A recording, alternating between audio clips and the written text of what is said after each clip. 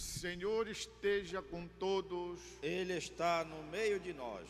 Proclamação do Evangelho de Jesus Cristo segundo Lucas. Glória a vós, Senhor.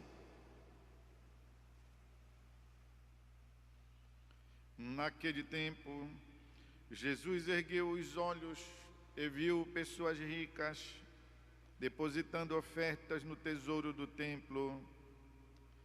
Viu também uma pobre viúva que depositou 2 pequenas moedas. Diante disto, ele disse: em verdade vos digo que essa pobre viúva ofertou mais do que todos, pois todos eles depositaram como oferta feita a Deus aquilo que lhes sobrava. Mas a viúva, na sua pobreza, ofertou tudo quanto tinha para viver. É palavra da salvação. Glória a vós, Senhor. Queridos irmãos e irmãs, estamos, pois, vivendo a última semana do ano cristão. Ontem, a solenidade de Nosso Senhor Jesus Cristo, Rei do Universo, culminou assim o ciclo das 34 semanas da liturgia da nossa Igreja. Culminou assim as grandes festas, como do Advento, como do Natal, da Páscoa, de Pentecostes, dos Santos. A culminância foi ontem, solenidade de Cristo Rei. Estamos vivendo ainda esta semana e domingo próximo reiniciaremos tudo com o primeiro domingo do Advento do novo ano cristão, ou ano litúrgico, ou ciclo da liturgia. São todos nomes para dizer a mesma coisa. Ao mesmo tempo, logo mais, em 30 de dezembro, terminará o ano civil. Em dia 1º de janeiro, se iniciará, pois, o novo ano civil. A liturgia vai, então, aproveitando oportunidades para nos falar de possibilidades de rever a nossa vida, de avaliar a nossa caminhada, sobretudo a nossa caminhada com Deus e com as pessoas.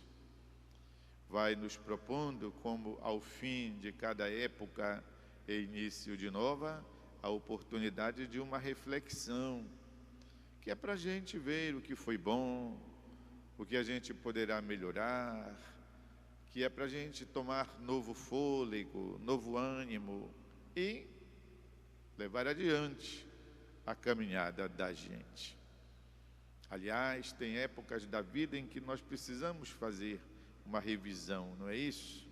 Final do ano, por exemplo, o início do novo ano, o dia do aniversário da gente, um fato que marcou a nossa vida, algumas vezes até negativos, não é? Uma doença que quase nos leva, aí a gente põe a mão na cabeça e diz: não, não pode ser assim, e a gente aproveita daquele fato negativo e se converte. Assim também é a ocasião presente. Esta, do fim da liturgia cristã, do início do novo ciclo da liturgia, o final do ano civil, o início do próximo, que nos leva então a refletir. E a palavra hoje nos ajuda maravilhosamente nisso, especialmente aqui o trecho do Santo Evangelho. São Lucas. Lucas é o evangelista dos pobres. Lucas é o evangelista que apresenta Jesus no meio das pessoas, digamos, em situação desfavorável.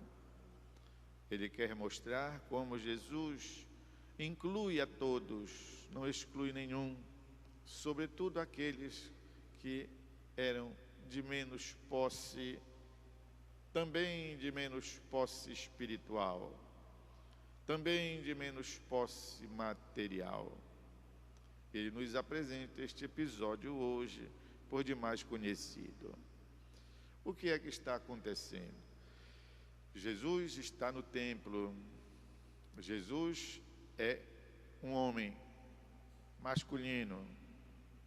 E havia no templo duas entradas: a entrada para os homens e a entrada para as mulheres. Entrada na igreja se chama átrio. Pois é. E Jesus está observando ali, na entrada da igreja, que tem um cofre, aonde os homens entram e lá colocam as suas doações. Jesus está falando de barulho de moeda. Portanto, o barulho da moeda de ouro retine de um modo. O barulho da moeda de prata retine de outro modo. E Jesus está observando.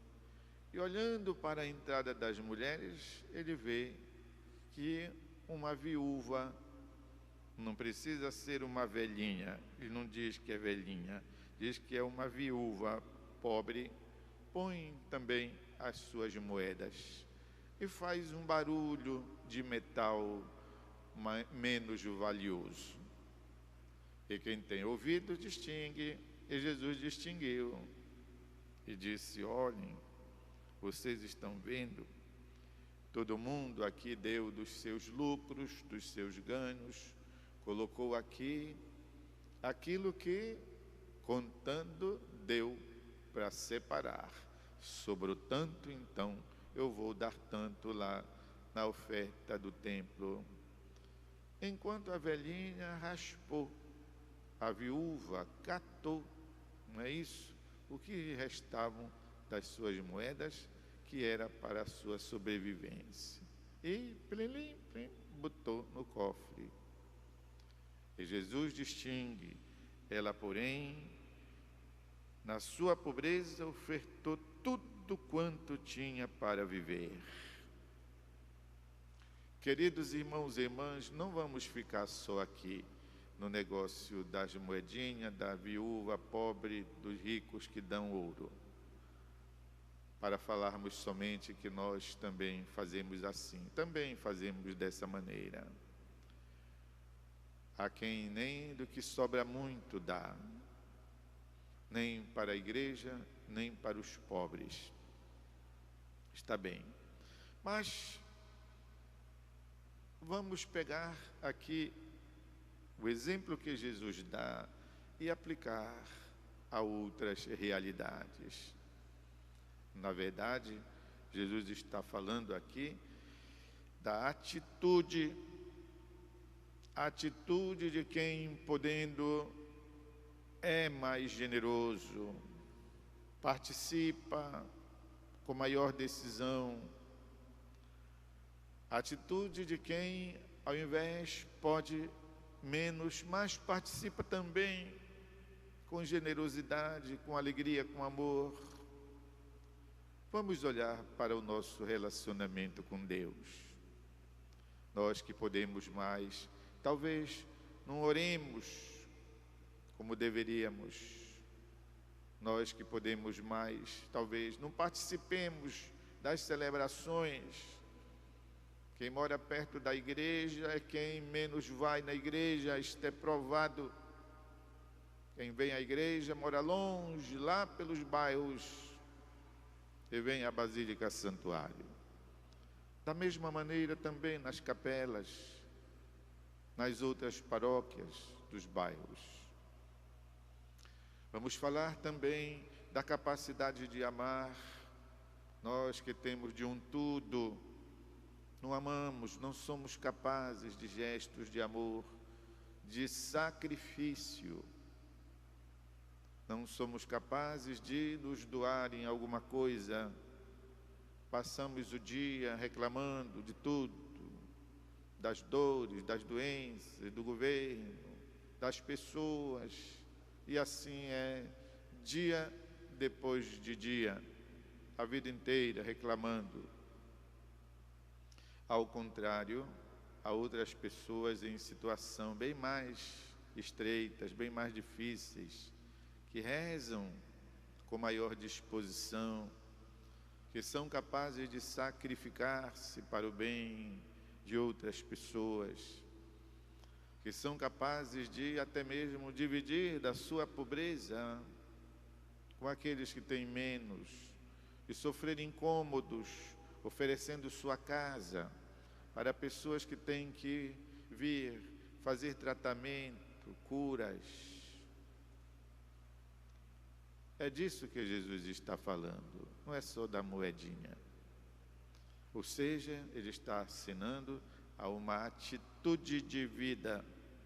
Atitude de vida. Como é que a gente se comporta, podendo ser mais generosos, não somos. E há pessoas que em situações menos favoráveis fazem com generosidade, são capazes de doar a si próprios, como Jesus fez, doar a própria vida. Então, meus irmãos e irmãs, como será o nosso desembaraço diante do julgamento de Deus? Que então, fazendo a revisão de vida para concluir o ano cristão e reiniciar o próximo, possamos nos predispor, possamos renovar nossos propósitos, nossos intentos, nossa atitude, nosso comportamento diante de Deus, diante das pessoas, diante da nossa própria consciência, que é o motivo do nosso conforto ou o motivo da nossa perturbação, a nossa própria consciência. Vamos fazer um instante de silêncio.